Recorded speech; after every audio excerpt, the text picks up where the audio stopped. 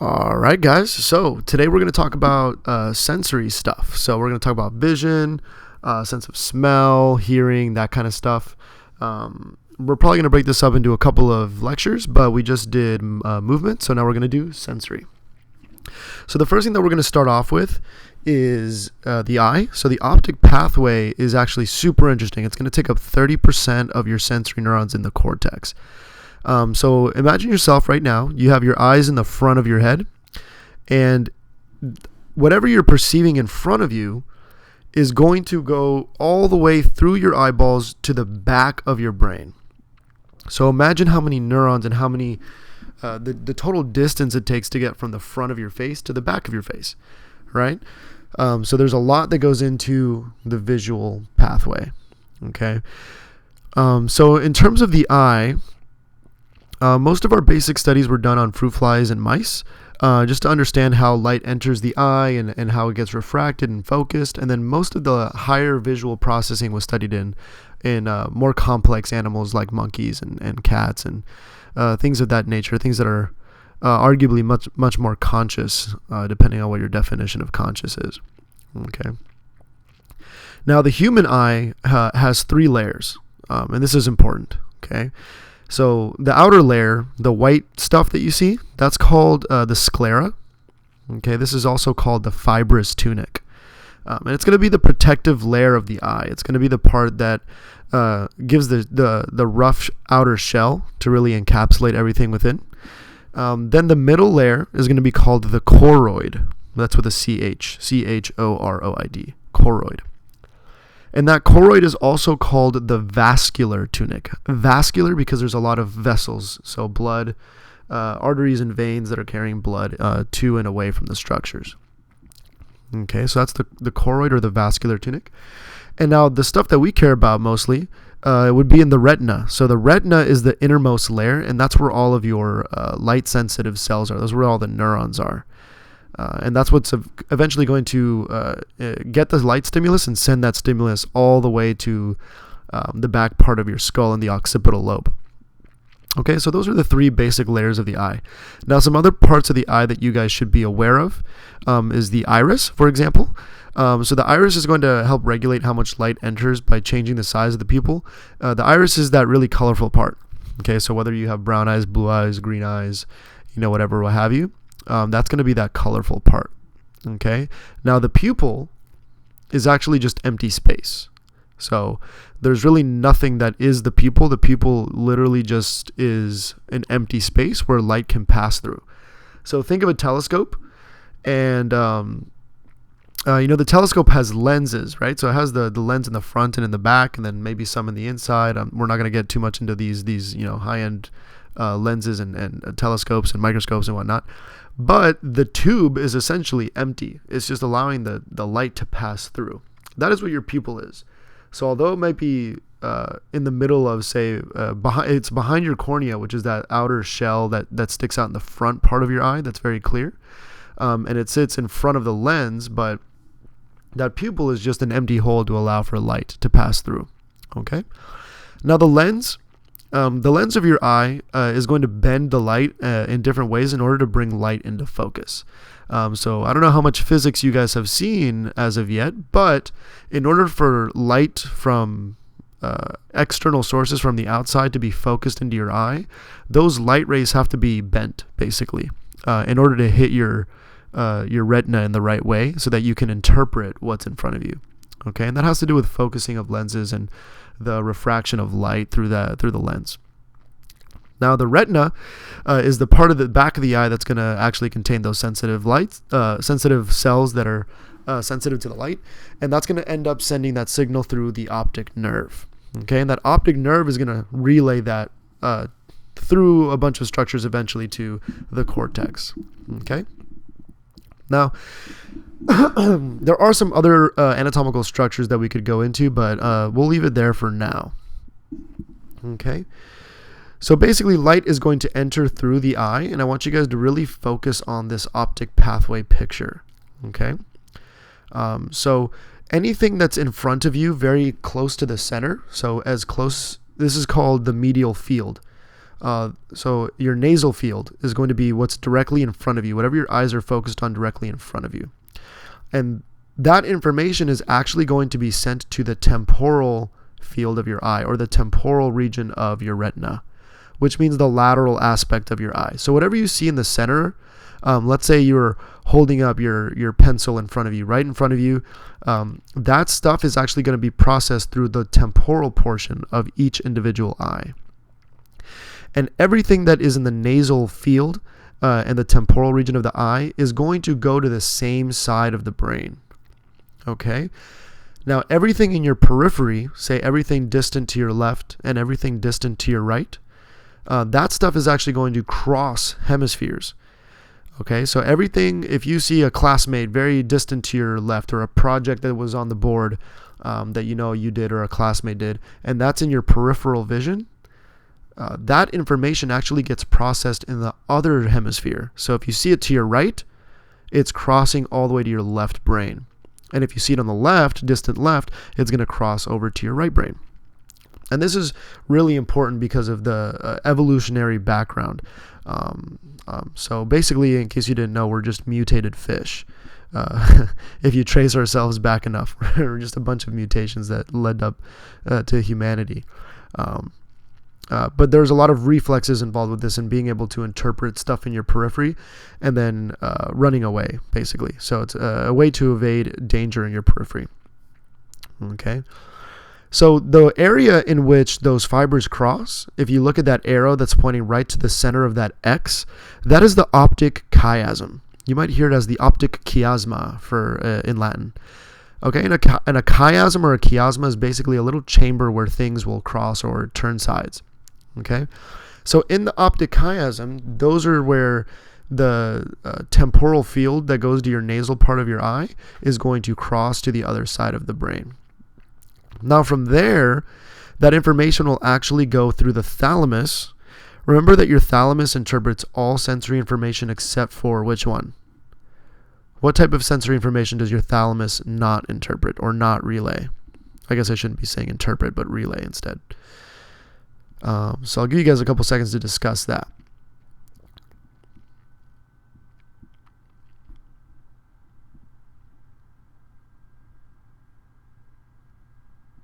All right. So if you said that the thalamus does not relay the sense of smell or olfaction, you'd be correct. Okay, so your thalamus is a super important relay center in the brain. It's arguably the piece of the brain that gives humans consciousness and gives other animals consciousness. And so super important piece. And today we're going to talk about a specific nucleus or nuclei in the thalamus, which is the LGN. So the LGN is called the lateral geniculate nucleus. And if you're looking at that optic pathway chart, it's going to be right in front of that brainstem. So if it's just posterior to or behind the optic chiasm, and it's denoted by those little circles. Okay, so the red circles and the blue circles, where the little arrow that says LGN or lateral geniculate nucleus is. Okay, so that's a relay center in your thalamus. And from there, from that area in the thalamus, that information will get relayed to the occipital lobe. That would be Brodmann areas 17, 18, 19, as well as some other accessory areas for visual association. Okay, now from the thalamus, from the lateral geniculate nucleus all the way to the primary visual cortex, we call that the optic radiation. Okay, and that optic radiation are just those fibers that go from the LGN to the visual cortex to be interpreted. And there's actually two more specific branches that we can get into. Those are called Meyer's loop and Baum's loop. But for now, let's just call it the optic radiation. So let's go to the next slide. So the lateral geniculate nucleus is the relay center in the thalamus for the visual pathway. I already said that. And it receives the input from the optic nerve and then directly relays it to the visual cortex through the optic radiation. Now, I said that the optic radiation actually has two more specific parts. That's the Meyer's loop, as you can see in figure B. It also has Baum's loop. And here is denoted as the central bundle and the dorsal bundle. So these projections in the optic radiation, they take up a lot of surface area in the brain. So like I said in the beginning, vision actually accounts for about 30% of the cerebral cortex, which is more than any other sense. And part of that is because of how much surface area the optic pathway actually takes. Not only does it take a lot from the left to the right, but it takes up a lot of surface area from the up to the down. So there's just a lot of area associated with vision. And it's really important. So vision plays a huge role in our understanding of where we are, how we are, and the world around us. And without it, it'd be much more difficult to survive. So there are a lot of species out there, say insects, for example. Some species of spiders do not have any eyes whatsoever, but they live in total darkness. There's almost no reason for them to have any eyes. Instead, they have other senses that are heightened, for example, like touch or some type of smell for prey and things like that. But if humans go without seeing, then that would cause a whole lot of problems. Okay, and hopefully here in the near future, a lot of regenerative medicine will catch up to the needs of the people, and hopefully we'll be able to build new eyes for people. That's a huge promise that's given to us by stem cell research. So eventually we'll be able to build a person a whole new set of eyes with just their personal DNA. And if that's not available, then we could just reinsert something like a camera and a lens into their eye and give someone a bionic eye, like Cyborg. So there's a lot of cool things to come in neuroscience, so it's really important to study it. Okay, so let's move on to the next slide. That's the retina slide. Okay, so the retina itself is also in 3 layers, or is a layered kind of structure. It's going to contain the photoreceptors, the interneurons, and the ganglion cells. So I'm sure you guys have all heard of rods and cones, and how rods and cones will give you detail but also color. So the rods are going to be very sensitive, and that's going to make up most of the photoreceptors, okay? And then the cones are going to be the structures that are, or the cells that are going to pick up the finer detail as well as the color, okay? So for people who are colorblind, or in the case of many women, for example, it's much more prominent in women for whatever reason, they can actually pick up way more shades of color than men can. And that was a study done in molecular biology to test out genes that were specific to vision in men and women, and compared how many colors they could actually see in different shades and different spectrums of light. And so it tends to be that women are almost 4 times more sensitive to different shades of light, whereas men are more sensitive to the velocity of light and the velocity of a structure moving, is what I'm trying to say. But the cones is what do that. So the gene that is responsible for a person's cones will determine how sensitive they are, how many copies of that gene they have, for example. Okay, so it's very important to understand that the retina also is layered. And it's important to know which type of cell does what. So remember that rods are very sensitive and make up 95%, and then the cones are going to pick up the fine detail and the color. Okay. Now, also is important the idea of transduction, which is the process of converting energy into a different form, which is what we do in our senses. So, for example, we are interpreting light. So I'm sure many of you guys have heard this before. If not, then hopefully this is the first time, and it's exciting as it sounds. Color doesn't really exist. So whatever you see in front of you, blue, red, yellow, green, those colors aren't necessarily real. What you're seeing is the reflection of the wavelength of the light that is your eyes are interpreting and sending to the back of your brain. So really what exists is light. What exists are photons and waves of light and particles of light. But colors are just our brain's interpretation of the specific wavelengths of light. So really, really interesting and mind-blowing idea. But it is true. So there's a lot of physics involved in that. And so if you don't fully understand that the first time around, I don't blame you. It is kind of a weird concept to get around. But also super cool, because that means that if we understand light more and the wavelengths of light more and how our brain processes that, that gives us one step closer to building machines that can do that for us. Sensors, for example, biosensors, lasers, surgical technologies and things like that, GPS. Understanding light is super important because we're just literally surrounded by light. So that's another huge field of research that is very relevant to neuroscience. Okay. Now moving on to the next slide, we have the fovea and the macula. Okay, so the fovea and the macula are very much in the same place in the eye. Okay, so the fovea is at the very center of the retina. and it's a very small area where the cones are very densely packed. Okay, so what that means is that that's going to be the highest point of visual acuity. So basically, it's going to be the point where you see the best. And this is usually the point in your eye, because your eyes are slightly rotated, they're not perfectly straightforward. This is the part of the eye that is directly in the line of sight of what's directly in front of you. So whatever you're looking at in front of you is going to be in the most detail. And the reason for that is that the fovea, which is inside of the macula lutea, is the most densely packed with cones. And so that's where you're going to see the best. Now, contrary to that, or in contrast, the optic disc, which is the back of the eye where the optic nerve goes through, the cranial nerve 2, that is actually your blind spot, which is a little counterintuitive because you'd think that the optic nerve would be the best place for you to see. But in reality, the optic nerve is just the axons of the retinal cells transferring that signal all the way back to the brain. So just think of that as a wire. And because there aren't any cells in that specific area, that's where all the axons are, you don't actually interpret any light there. That's the signal's already being sent. Okay, so really important is that the fovea is the point of highest visual acuity, or the macula is the point of highest visual acuity, thanks because of the fovea being the most concentrated in cones and things like that. So macular degeneration is the #1 cause of blindness in people over 55 in the USA. So imagine when stem cell research or any type of regenerative medicine gets up to date, we could regenerate the macula and give people heightened vision, or return their vision to normal. And this would drastically drop the number of car accidents and just accidents that are associated with the visual pathway from happening. Okay. Now, let's talk about binocular vision.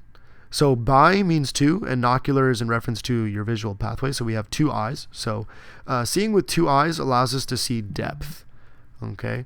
So if you only had one eye, in the case of something like someone who loses an eye because they're a soldier in war, or maybe they had some traumatic injury from a car accident or some accident in the workplace, and they lose an eye, their ability to sense depth is going to be lessened. And so one of the first symptoms that you'd see with someone who loses an eye is they might stumble a little bit left and right because they don't really fully interpret where they are in 3D space.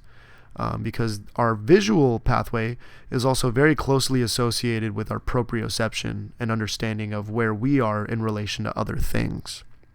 So if you lose an eye, it's going to take a little bit of relearning.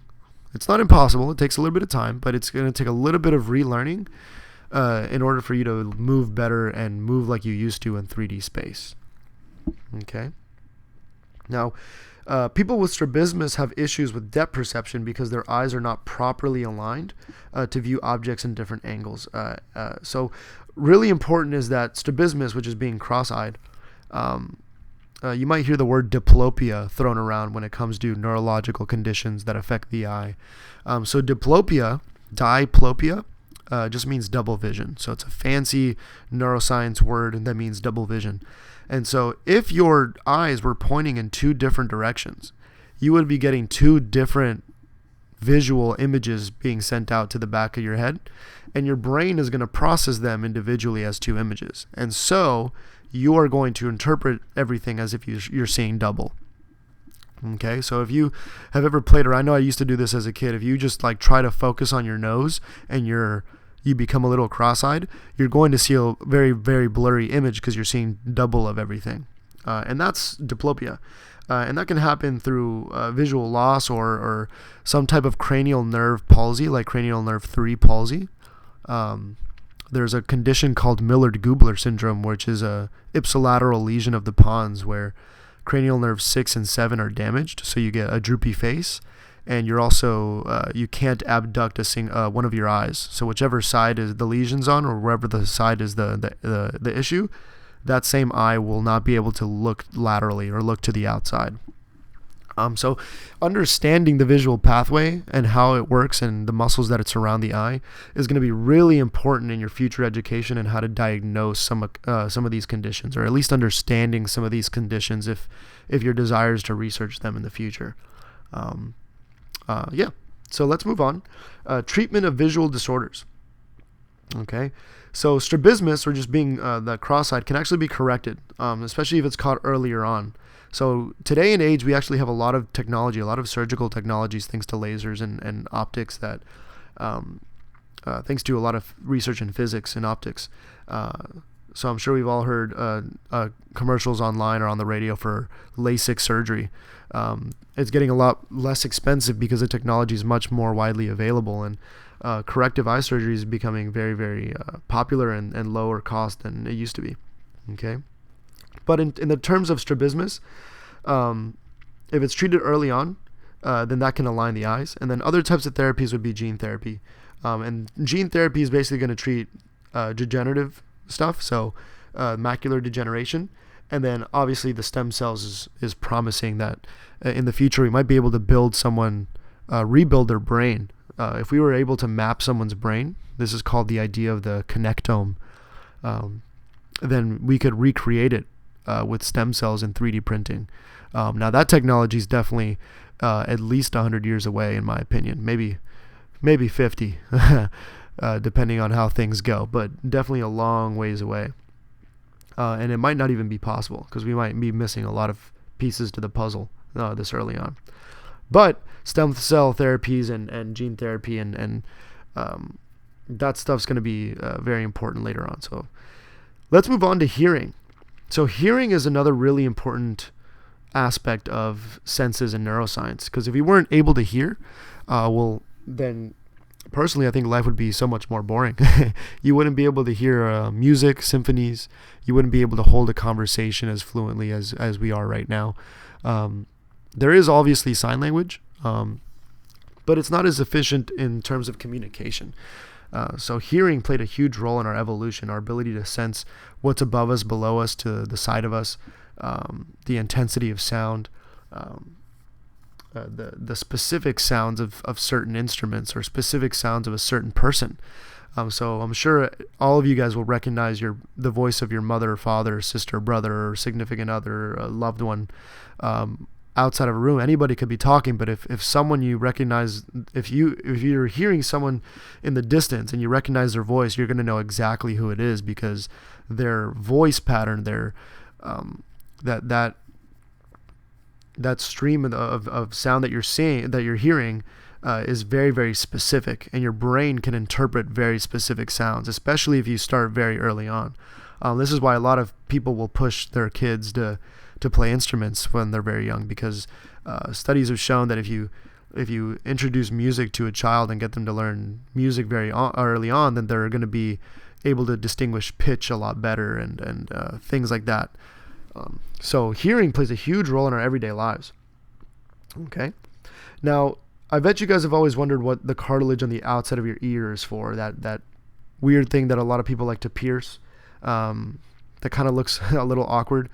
The ridges in your ear, so this is called the pinna, and there's the different sections, like the lobule, which is the little lobe under your earlobe, the concha and things like this.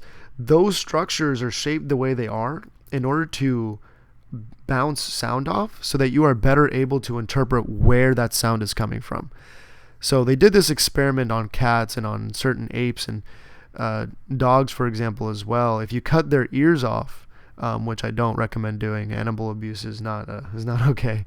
But if their ears are ever cut off, they will not know where a sound is coming from as specifically as we can now. So if someone's shouting at you from above, like from the third floor, or from a ride at Disney, for example, you're going to know exactly where they are. If someone shouts from behind you, you're going to know where they are. And that's because of the external ear, which is called your auricle or your pinna. The outer cartilage is called the pinna. Now, the way that hearing works is that vibrations in the air, in the medium, which is the air, vibrations are going to stimulate the tympanic membrane, which is what you guys would normally call the eardrum. And if the eardrum is now vibrating, that's going to cause these ossicles to also vibrate. So attached to the eardrum is the malleus, the incus, and the stapes. These are little ossicles, we call them. Tiny, tiny little bones, the smallest bones in your body. And these really tiny bones are going to transfer those vibrations into the cochlea. Okay? So they're going to transfer sound waves and pressure waves into the cochlea via the oval window. And that's going to basically move some liquid, that's some fluid that's in your cochlea, which is going to stimulate some hair cells. And those hair cells are going to then send the signals through the cochlear nerve to your brain to be interpreted. And different cells are dependent on different frequencies, and there's a whole lot of physiology in this that we just don't have enough time to get into. But really, really awesome aspect of neuroscience is hearing. But remember that pressure waves, so these vibrations that you're hearing from your computer screen right now, or when you hear someone else talk, those are pressure waves created by your vocal cords oscillating and pushing air out. And those are vibrations that are transferred into your cochlea, which stimulate the hair cells, which sends the signal to your brain to be interpreted, and that's how you hear things. Okay? So I recommend you take a deeper dive into that system, because it is going to be important. Now, on the picture to the top left, if you're looking at, say, the external acoustic meatus, which just basically says it's the outer hole where sound is going to be funneled through. That's a loose interpretation of that.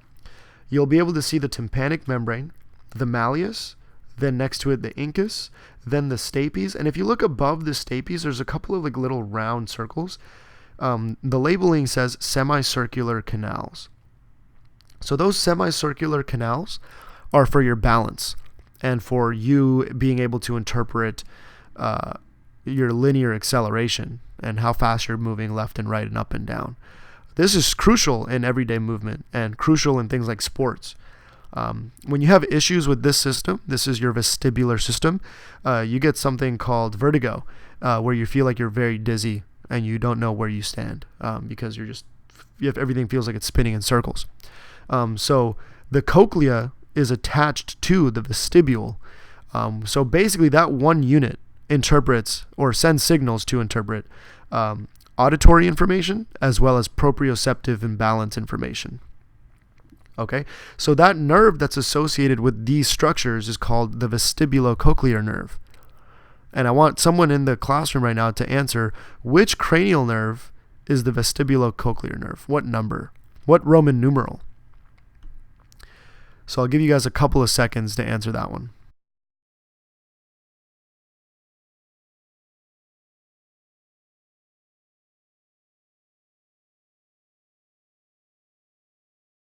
So if you answered cranial nerve 8, you are correct. So that cranial nerve 8 is actually going to go through an opening in your skull called the internal acoustic meatus. And then the external acoustic meatus is the part on the outside of the ear. And the vestibulocochlear nerve is going to be the nerve that's going to interpret your balance, proprioception, and your hearing. So really important. When that stuff is damaged, you're going to lose hearing, for example. So hair cells, I already talked about this a little bit, and it is on the next slide. You can see cranial nerve 8 right there. But basically the hair cells that line the inside of the cochlea, there's a membrane in there called the basilar membrane, which is at the base of the cochlea. And they're very specific to small ranges of frequency, which is how you can tell the pitch difference in things. And depending on how far along those hair cells are in the cochlea will determine what frequency that they'll be able to best interpret. Now also really important is that the brainstem and thalamus help you make sense of the sound by interpreting the sound's direction and location. So hopefully what I'm about to say isn't a little too foreign, and if it is, don't worry, because there isn't a picture associated with it just yet, and you guys are gonna see this again. But on the posterior side, or the back side of the brainstem, there are this structure. It's called the quadrigeminal plate, or in Latin it's called the corpora quadrigemina. And individually this would be the superior colliculi and the inferior colliculi. Now, if you don't know what I'm saying, then don't stress out, okay? We'll explain this later on, just to give you a little heads up of what's to come. But the superior colliculus is going to help interpret the visual pathway. So it's really important in something called the bilateral pupillary light reflex. So when a doctor shines a light in one eye, the opposite eye should also constrict. The pupil should constrict. So basically, if I only shine a light in your left eye, both pupils should constrict in order to limit the amount of light that gets into your eye. Now, if only one pupil constricts, that is indicative of some type of lesion. Maybe it's a tumor, maybe it's a hemorrhage, and that's not good. So you want to make sure that that's functioning correctly as a physician. And that would be through the superior colliculus. Now, the inferior colliculus is going to help you interpret auditory location and auditory waves. Auditory stimuli is what I should say. And that is at that level of the brainstem. So underneath the thalamus would be the superior colliculus, inferior colliculus, and then the trochlear nerve, which is cranial nerve 4. Okay. Cool. So let's move on. So there are different characteristics of sound, and your brain helps you interpret all these. So intensity, duration, frequency. There's also a couple of other smaller details that you can distinguish within sound. Okay. And although hearing comes from both sides, the left is typically responsible for understanding and producing speech. So remember Broca's area and Wernicke's area. You might call it Wernicke's area, but Wernicke's area are very important in the production of speech as well as interpreting speech. Okay. So the hair cells in your cochlea are very sensitive. If they end up dying because of a really loud sound, if you listen to your music way too loud for way too often, you're going to overstimulate those cells and they could die. They don't regrow. Just like a lot of the central nervous system has a difficulty regrowing. And so a lot of therapies have been considered to test for the regrowth of those hair cells. One of these therapies, again, is stem cell therapies. And there's also cochlear implants. So these little cochlear hearing devices, these hearing aids, they're going to help people hear those specific frequencies of the hair cells that have died. So remember that specific hair cells are sensitive to specific frequencies. And so really the only time you need a hearing aid is for those specific ones that have died. Okay. Moving on from there, we're going to talk about taste and smell. So the sense of taste is called gustation, and the sense of smell is called olfaction. So you remember your first cranial nerve is cranial nerve 1 is the olfactory nerve. That's going to sit on the base of the anterior part of your skull. We're not going to get too specific in the skull anatomy right now. But a little fun fact about your olfactory nerve is that it actually regenerates quite often. So because that first cranial nerve is exposed to the external environment and to actual chemicals in the air, a lot of those neural endings, they die because of this contact. And so the adult stem cells in an adult brain are going to migrate to that olfactory nerve to regenerate it. And so one of the ways that many have considered testing for neural degenerative diseases is by testing the sense of smell. So if a person can't smell anymore, it could be because they have Alzheimer's, so early onset Alzheimer's. It could be because they suffered a concussion. It could be because they have a traumatic brain injury, something like CTE, which is chronic traumatic encephalopathy, which is what the football and boxing diseases, constant repeated hits to the head. Things like that. Anytime you have some type of neurodegeneration, you're going to lose the sense of smell most likely. Okay. An important muscle called the stapedius, and it's going to also give you taste sensation in the tongue, the anterior 2/3 of the tongue. Now, why cranial nerve 7 is so important in terms of the hyperacusis, we were just talking about sound. If you have an injury to cranial nerve 7, so some type of cranial nerve 7 palsy, you can think of, for example, Lyme disease. So a bacteria that sits on a tick, and a tick will bite someone like a child or an adult. That can cause cranial nerve 7 palsy. And one of the symptoms of this is something called hyperacusis. Hyperacusis, just hyper means a lot, and acusis is in reference to sound. So a person who has Lyme disease or has been bitten by a tick with that bacterium on him might hear sound very loudly, and the sound will not dampen at all. So there's a muscle in our ear that attaches to that ossicle that we were talking about called the stapes, and that stapedius will move the stapes away from the oval window and stop the percussion into our ear, which relieves the pressure from our hair cells and dampens the sound. Okay, so a person who no longer has a cranial nerve 7 functioning properly will not be able to use their stapedius muscle, and that means that they're going to hear everything very loudly, and that's called hyperacusis. Okay, cranial nerve 9. So one quiz question for you guys is, what is cranial nerve 9 and what is cranial nerve 10? So I gave you cranial nerve 7, but I want you guys to figure out amongst yourselves, what is cranial nerve 9 and what is cranial nerve 10? And on top of that, is it sensory, is it motor, or is it both sensory and motor? Okay, so that's a thought question for you guys.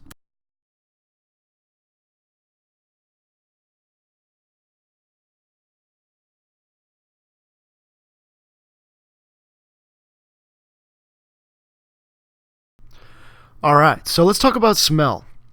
So odors enter the nose. So we all know that we smell through the nose, and they're going to bind to specialized olfactory cells on a small patch of mucous membrane, very high inside the nasal cavity. So in one of the future PowerPoints, we'll talk about some of the anatomy of the skull, and we'll go back and refer to the cranial nerves, and that'll give you guys a better picture of everything that we're talking about. But really important is that smell does not go through the thalamus. So remember that the thalamus is our relay center. It's going to relay motor information as well as all senses except for smell. Okay, except for smell. Instead, the smell information is going to go directly to the cortex. From there, that smell is going to go through your olfactory bulb and through your olfactory nerve. And those specific smells are going to stimulate specific cells and create a signature pattern of activity, which then goes to the primary olfactory cortex, which is located on the anterior surface of the temporal lobe. So remember, your temporal lobe is that the lobe on the sides, kind of behind your ears. Okay, and this is one of the reasons why if you ever stop smelling a specific smell for a long time, let's say this happened to me a long time ago. So when I used to live with my grandparents here in Tampa, Florida, when I was really, really small, I was probably 5 or 6, maybe 7 years old, and my grandpa loved Hawaiian punch. And Hawaiian punch has a very distinct smell and very distinct taste. And you know, once they went back to Colombia, where they're from, and we stayed here, I had not had Hawaiian punch for almost 10, 12 years. And then one day, my grandparents came to visit us, and my grandpa just happened to bring some Hawaiian punch. And he poured me a glass, and I said, wow, it's been so long since I've even seen that. I have never even bought Hawaiian punch on my own before, only when my grandpa brought it. And so he poured me a glass, and I took a smell of it, and then I took a taste of it, and just the odor and the taste brought back so many memories of back when I was a kid. It was almost an instant flashback. So these smells and the taste sensation of things in our everyday lives are super important in creating memories and understanding what is good for us and what we enjoy to consume, enjoy to smell, and remembering specific scenarios, whether it's traumatic or beneficial to us. So think of some smells that you can identify instantly, whether it's your favorite food, your favorite candy bar, your favorite drink, and understand that these smells and tastes are super important in our understanding of the world around us, the things we enjoy. And even some neurons on the inferior frontal lobe, they're going to respond selectively to smell and taste combinations. So just like me with the Hawaiian punch, there may be a smell that reminds you something specifically from the past, and there might be a taste that reminds you of something specifically in the past. But there might be a combination of taste and smell, whether it was a delicious meal you had, or some scent from flowers, or the air around you.